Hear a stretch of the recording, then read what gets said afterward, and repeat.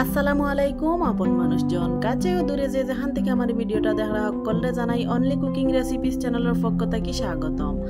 আজকে আমি আপনাদের লগে লই আইছি কসুর মুখি রান্না রেসিপি। মাছ দিয়ে আমি কসুর মুখি রান্ধি আপনাদের লাগি শেয়ার করাম। আশা করি আপনার কাছে অনেক বেশি ভালো লাগবে।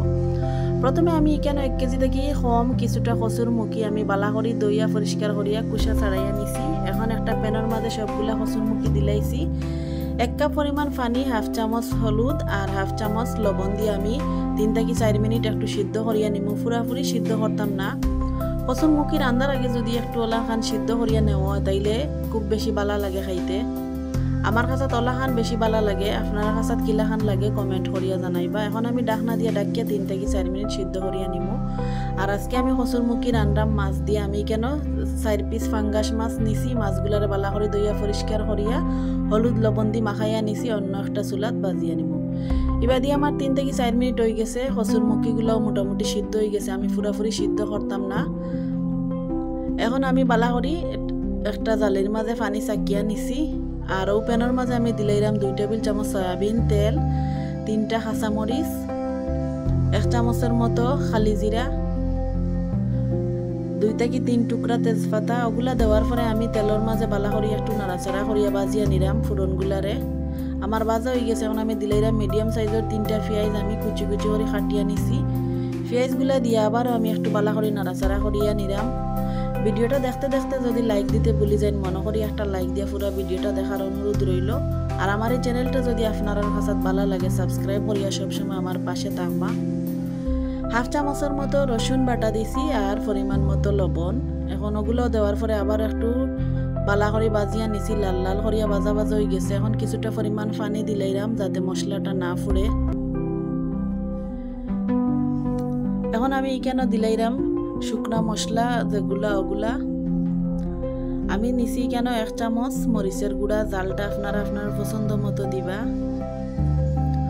1 চামচের মতো ধনিয়া গুঁড়া, হাফ চামচ ভাজা জিরার গুঁড়া, হাফ চামচ হলুদ। মশলাগুলো দেওয়ার পরে আবারও আমি একটু বালা করে নাড়াচাড়া করিয়া বাজিয়া নিলাম যাতে খুব সুন্দর একটা গ্রান হয় আর তেলটাও উফরে আয়। এখন ডাকনা দিয়ে ডাকিয়ে আমি 2 মিনিট রান্ধিয়া নিমু। 2 মিনিট পরে দেখো আমার মশলাগুলো বালা করে কষানি হয়ে গেছে।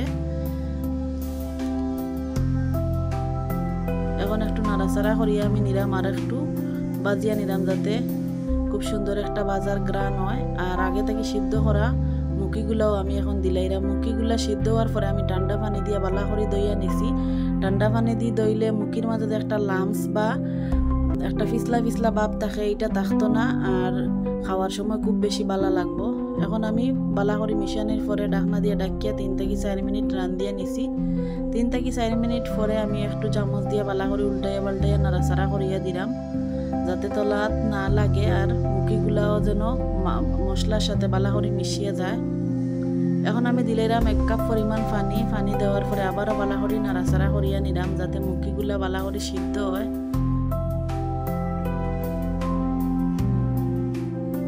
এখন আমি ডাকনা দিয়ে ডাকিয়া 5 মিনিটের মতো রান্ধিয়া নিব। 5 মিনিট পরে দেখো খুব সুন্দরভাবে মুখিগুলাও সিদ্ধ হয়ে গেছে, মশলার লগে মাখা মাখা হয়ে গেছে। এখন আমি দিলাইরাম আগে থেকে বাজিয়া রাখা মাছগুলো আমি অন্য একটা চুলাত বাজছি। এর ভিডিও আমি আর দিছি না যাতে ভিডিওটা অত বেশি বড় না হয়, আপনারা যাতে দেখতে বিরক্ত না হন। আর মাছ তো আমরা কম বেশি সবেও বাঁচতাম পারি। এখন মাছ দেওয়ার পরে আবারও আমি ডাকনা দিয়ে ডাকিয়া 2 মিনিটের মতো মিডিয়াম আছে রান্ধিয়া নিছি। 2 মিনিট পরে এখন আমি মাছ মুখি মশলার লগে একলগে বালা করি চামচ দিয়ে নাড়াচাড়া করিয়া উল্টাইয়া পাল্টাইয়া নিলাম।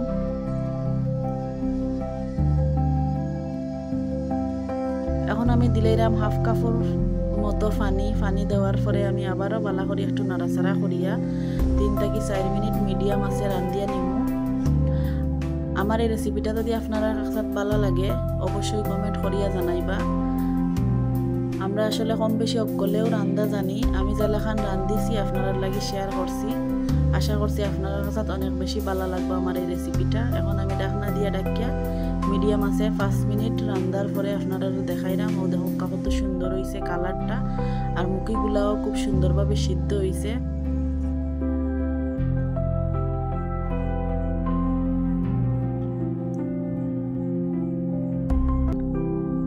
এখন আমি একটু আস্তে আস্তে নাড়াচাড়া করিয়া নিলাম যাতে মাছগুলো না ভাঙে আর আস্তে আস্তে কিন্তু মুখি ওলাখান খাইতে অনেক বেশি ভালো লাগে বেশি গলি গেলে কিন্তু বেশ ভালো লাগে না খাইতে এখন আমি ফ্রে থেকে কিছুটা ধনিয়া পাতা দিয়া চুলা ফরিয়া ঢাকনা দিয়ে ডাকিয়ে রাখি দিব এখন পরিবেশনের ফালা আপনার লাগে পরিবেশন করাম দেখো কত সুন্দর হয়েছে মাশাআল্লাহ আমার আজকের আয়োজন অতটুকু